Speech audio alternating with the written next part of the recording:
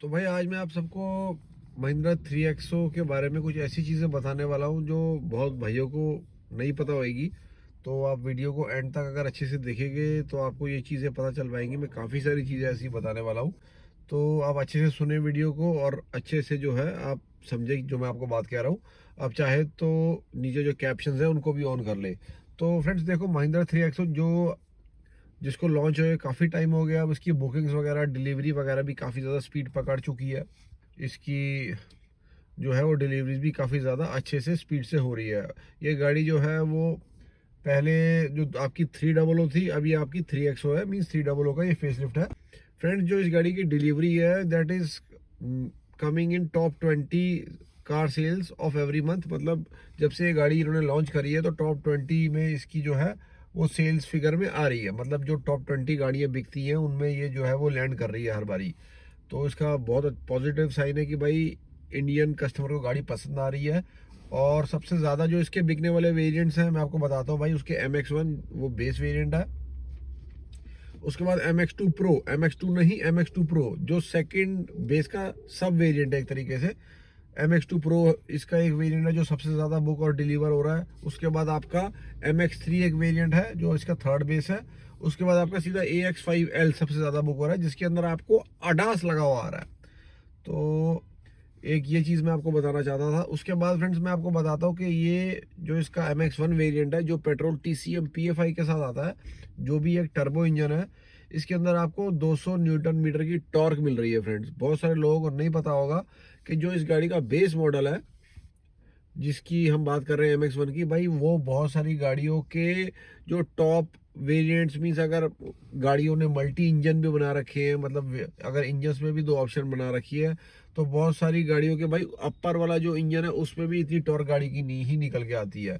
और अभी जो रिसेंटली स्कोडा की काइलैक गाड़ी लॉन्च हो रही है उसमें भी इतनी टॉर्क नहीं है। उसमें अराउंड 180-185 के आसपास उसकी टॉर्क है काइलैक की, जो इसके बेस मॉडल को भी भाई उससे कम है। मतलब बेस मॉडल भी अगर आप उस बेस मॉडल की बात करें 3XO के, तो वो भी उससे ज़्यादा है। उसके बाद आपको इसके अंदर अच्छी खासी पावर भी मिल जाती है, अराउंड 82 किलोवाट्स की पावर। तो इसके बेस वेरिएंट से भाई गाड़ी की इतनी ज़्यादा पावर मिल जाती है कि आपको इंडियन रोड्स पे you will feel fun to drive. मतलब आपको गाड़ियाँ जो है वो इंजॉय करेगी आप चलाते हुए। उसके बाद भाई एक और इसके बारे में मैं आपको खास बात बताता हूँ कि इसके अंदर आपको जो इसका AX5L वेरिएंट है, मीन्स वो टॉप एंड वेरिएंट नहीं है। उसके अंदर भाई आपको ADAS लेवल 2 का लगा हुआ आ रहा है और 360 डिग्री कैमरा लगा हुआ आ रहा है। लेकिन जो इसका AX7 वेरिएंट है जो टॉप एंड वेरिएंट है उसके अंदर आपको ADAS लेवल 2 और 360 डिग्री कैमरा नहीं लगा आ रहा। अगर आपको पैनोरामिक सनरूफ के साथ आपको ADAS और 360 डिग्री कैमरा चाहिए तो आपको AX7 नहीं AX7L लेना होगा।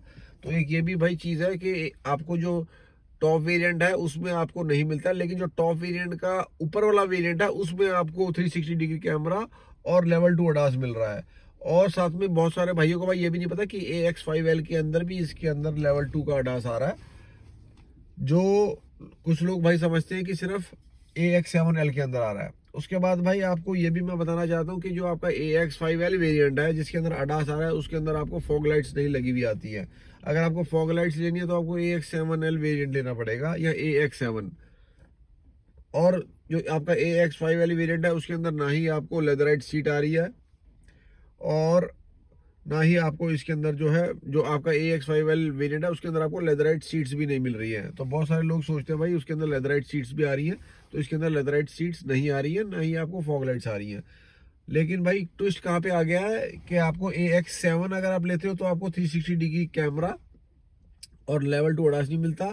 आपको लेदराइट सीट्स मिल जाती है और साथ में आपको फॉग लाइट मिल जाती है। लेकिन अगर आप इसका AX7L वेरिएंट लेते हो जो भाई बहुत ज़्यादा एक्सपेंसिव पड़ जाता है, अराउंड 16-17 लाख ऑन रोड पड़ जाता है, तो वो तो भाई लेने का तुक ही नहीं बनता है। एक तरीके से बेटर भाई ये है कि अगर आपको पेनोरामिक सनरूफ का शौक नहीं है तो आप AX7L या AX7 के बजाय आप AX5L वेरिएंट लेके उसके अंदर आप चाहो तो अगर आप उसको AX7L जैसा बनाना चाहते हैं तो उसके अंदर आप लेदराइट सीट्स लगवा सकते हैं या आप उसके अंदर साथ में फॉग लाइट्स भी लगवा सकते हैं। वो आपको महिंद्रा के शोरूम से हो जाएगा।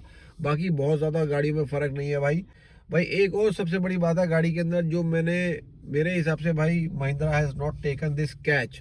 एक ये भी भाई होना चाहिए था गाड़ी के अंदर, वेंटिलेटेड सीट्स जो है वो महिंद्रा ने मिस कर दी, जो आपको बहुत सारी ब्रांड्स के सब 4 मीटर की गाड़ियों में मिल जाती है। इवन आपको वेंटिलेटेड सीट्स की ऑप्शन आपको टाटा नेक्सॉन के अंदर भी आ रही है, तो इनको ऐसा कर देना चाहिए था। जबकि टाटा नेक्सॉन भाई एडजस्ट कर रहा है, वो मूविंग ट्रेंड के साथ चल रहे हैं। उन्होंने अभी एक जो सीएनजी का वेरिएंट टाटा नेक्सॉन का निकाला है उसके अंदर पैनोरामिक सनरूफ की ऑप्शन भी दी है अपने टॉप एंड वेरिएंट में। लेकिन महिंद्रा वालों ने भाई सब कुछ कर दिया, लेकिन अभी तक इन्होंने वेंटिलेटेड सीट नहीं डाली भाई। आपकी 300 सीरीज में भी जो अभी 3XO कहला रही है उसके अंदर वेंटिलेटेड सीट होनी चाहिए थी भाई। जब आप 15 16 17 लाख कस्टमर से ले रहे हो तो दे देनी चाहिए थी। अब माइट भी हो सकता है भाई कि AX5 सिलेक्ट थोड़े टाइम में आ जाएगी, जहां तक मेरे सोर्सेज मुझे बता रहे हैं।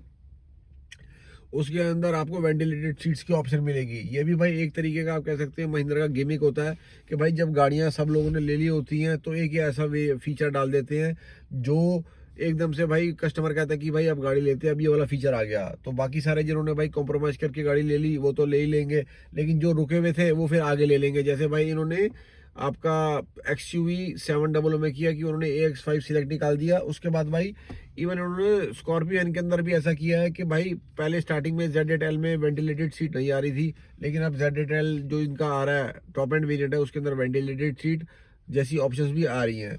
तो ये कुछ चीज़ें ऐसी हैं जो बाद में जान के कर देते हैं, ताकि आपका जो है वो सेल जब गाड़ी पुरानी होती जाए तो सेल बाद में भी गाड़ी की उठ जाए। एक लेवल के बाद जब भाई सेल में एक स्टैग्नेंट पोजीशन आ जाए उसके बाद सेल उठाने का ये तरीका है कि एक वेरिएंट बीच में डाल देते हैं भाई गाड़ी लॉन्च की 1-1.5 साल बाद।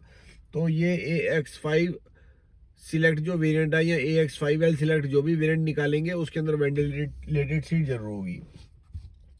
और भाई एक चीज़ मैं आपको और बताना चाहता हूँ कि एक बहुत ज़्यादा इशू इस गाड़ी के अंदर ये भी है, आप कह सकते हैं कि इसके अंदर जो वाइट कलर का इंटीरियर है वो अगर भाई बच्चे हल्का सा भी हाथ लगा देते हैं गाड़ी के अंदर तो वो बहुत ज़्यादा डर्टी लगने लग जाता है, अलग से दिखने लग जाता है। उसके बाद डस्ट वगैरह बहुत आसानी से चिपक जाती है और आपको बार बार जो है वो या तो कोई कपड़ा लेके, कई बार कपड़े से भी साफ़ नहीं होता, आप उसको साफ़ करते हैं तो वो फैल जाता है।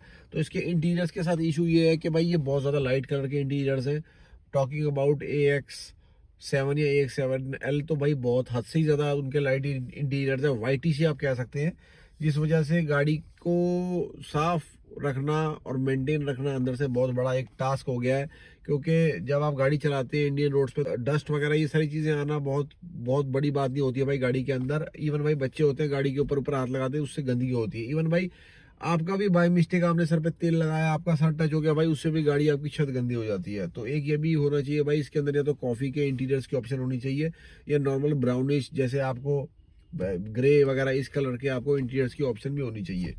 तो ये सारी चीज़ें हैं भाई, एक आपको जो फैक्ट्स मैं आपको बताना चाहता था महिंद्रा 3XO के बारे में, जो माइट भी आपको पता हो माइट भी ना पता हो, तो मैंने आपको ये बताना चाहता था इन सब चीज़ों के बारे में। आई होप फ्रेंड्स आपको वीडियो अच्छी लगी होगी।